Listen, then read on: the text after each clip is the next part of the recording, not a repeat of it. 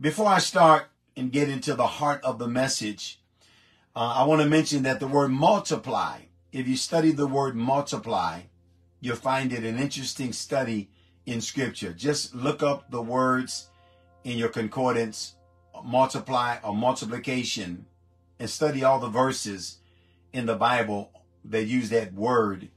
And you'll really be blessed and enhanced by God's desire to multiply. In the book of Genesis, the word multiply is found 3 times in the first 3 chapters, or the first chapter rather, of Genesis. And so it's something that's prevalent even in the beginning of the Bible.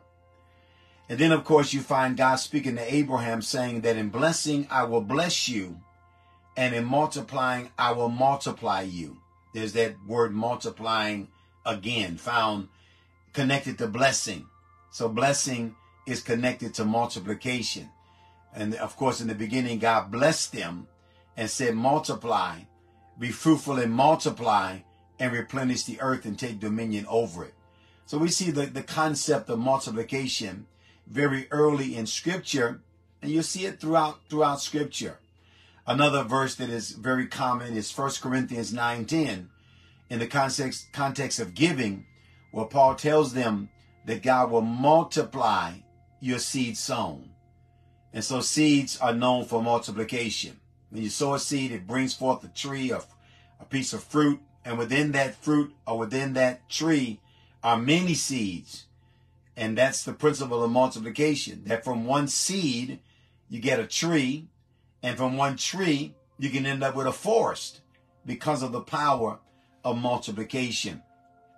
And so it's something that represents increase, abundance, overflow, just from something very small, something very tiny, a seed. A seed has the potential within it of multiplying. So we see the power of multiplication within a seed. So those are some of the more well-known verses. Be fruitful and multiply. In blessing, I will bless you. And in multiplying, I will multiply you. God will multiply your seed sown. Those are some of the most common verses that we know about when we study the subject of multiplication. But recently I've been thinking about miracles of multiplication. Now, because when you read the Scriptures, there are quite a number of miracles. There are miracles of deliverance. There are miracles of healing. There are miracles, unusual miracles. Like in Acts 19, it says God wrought special miracles by the hands of Paul, so that from his body were brought handkerchiefs or aprons, and when they would touch people that were sick, sicknesses and diseases left them. We know of some miracles of Christ. One of the greatest miracles, of course, is raising Lazarus from the dead after 4 days of being dead. That was one of the greatest miracles that Jesus did. And it really, I call it the miracle that broke the straw that broke the camel's back, because after that, the religious leaders really got together and said, we've got to destroy this man. We can't allow him to continue, because he's raising people from the dead that have been dead for 4 days. And so many people became believers. And even Lazarus, they said that they wanted to put Lazarus to death because he was a living witness. He was a living testimony of that miracle. We find miracles of deliverance. When we find one of the greatest miracles is when Joshua prayed and the sun and moon stood still. Time stopped. That was one of the greatest miracles we find. We find the dead being raised through Elijah. Just very, very unusual miracles. We find miracles of deliverance through the rod of Moses, the plagues. So we find miracles, of course, throughout Scripture. Blind eyes being opened, the deaf hearing, people being delivered, just lepers being cleansed.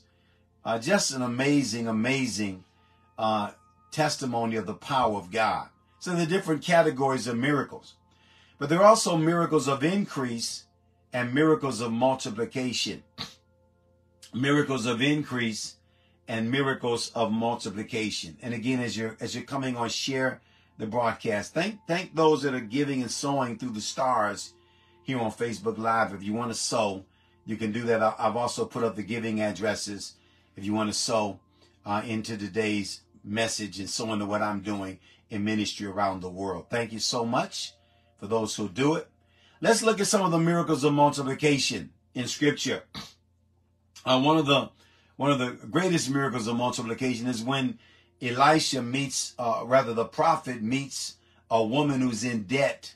She's a widow. She's in debt. And the prophet says, "What do you have in your house?" She says, "I have nothing but a small cruse of oil." So he says, "Go borrow vessels, not a few.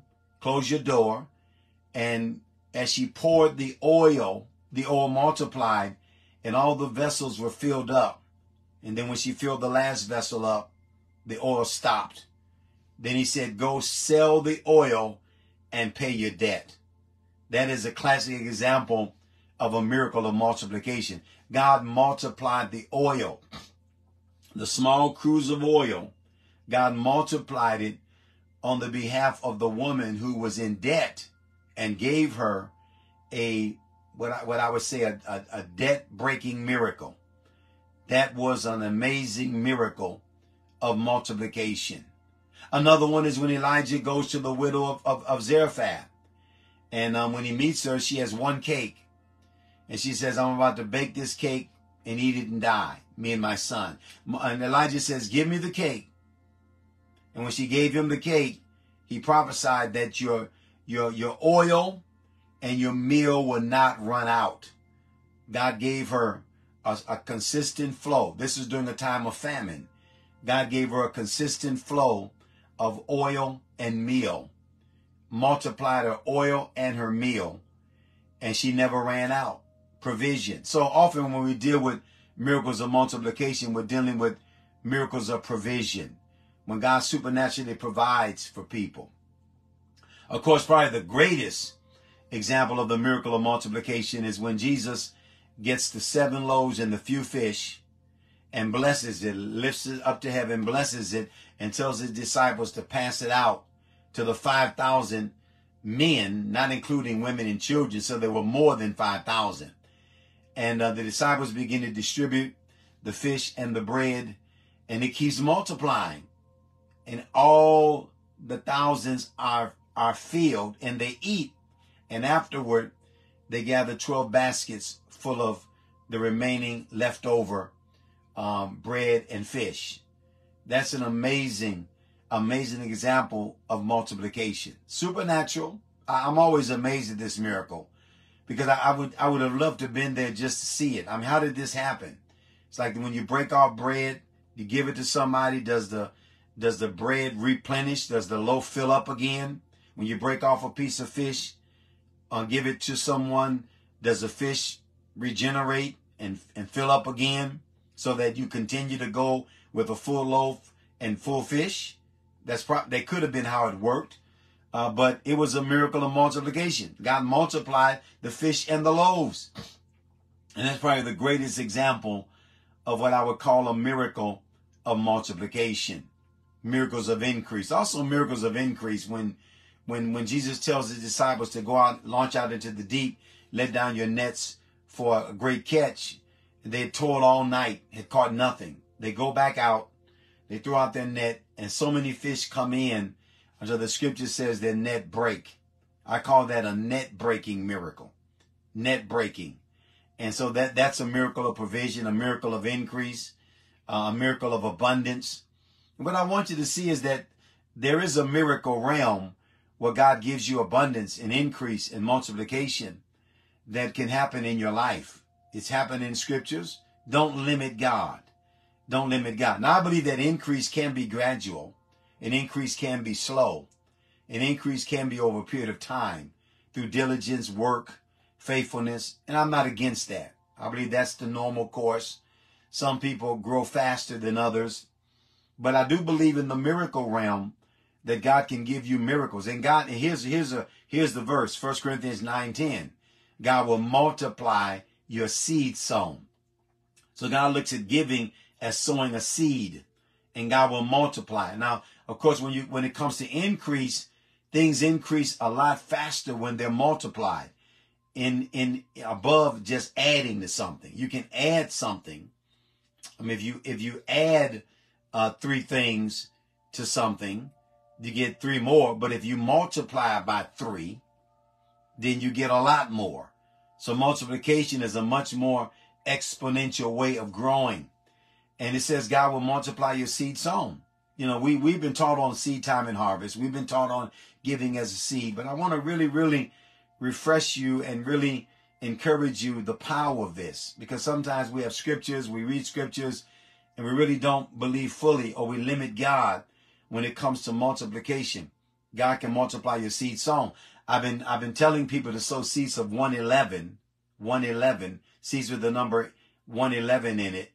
And based on Deuteronomy 1:11, the Lord make you 1,000 times more. Now think of that, 1,000 times more. Think about multiplying something by 1,000. If you multiply if you increase or multiply 1,000 by 1,000, that's 1,000,000. If you multiply 1,000,000 by 1,000, that's 1,000,000,000. If you multiply 1,000,000,000 by 1,000, that's 1,000,000,000,000. If you multiply 1,000,000,000 by 1,000, that's quadrillion. So each level is a multiplication of 1,000. Deuteronomy 1:11. And many have been sowing seeds of 1:11. Just releasing your faith that the Lord can make you 1,000 times more. The number 1,000 doesn't have to be a literal number. It's a very symbolic number in Scripture, a very prophetic number that represents supernatural increase. Isaiah 60, the last verse says, a little one shall become 1,000, and a small one a strong nation. The Lord will hasten it in his time. A little one shall become 1,000.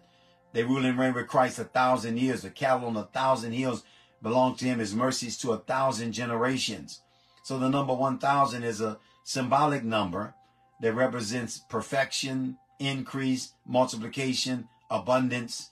It's greater than 100-fold. It's greater than 30, 60. It's 1,000 times more. Deuteronomy 1:11. So that's an example of how the scripture looks at multiplication. God is a God that multiplies. He multiplied Abraham's seed. So in blessing, I will bless you. And in multiplying, I will multiply you, that your seed will be as the stars of heaven and as the sand on the seashore. And so I want you to believe in God's multiplication, God's increase. And don't limit God. Don't limit God. Sometimes you need a bigger net. It says when they got the great catch of fish, their net break. The net wasn't large enough to handle all the great catch of fish that they brought in. Sometimes you need to enlarge the place of your tent. Stretch forth the curtains of your habitation. Lengthen your cords, strengthen your stakes. For you shall break forth on the right hand and on the left. Isaiah 54, 1-3. Sometimes we need a larger vision, a larger dream. Think bigger. Have a larger understanding. Sow more. Believe God for multiplication. Make these decrees over your giving, over your finances. Begin to say it. Begin to believe it. That's how faith works.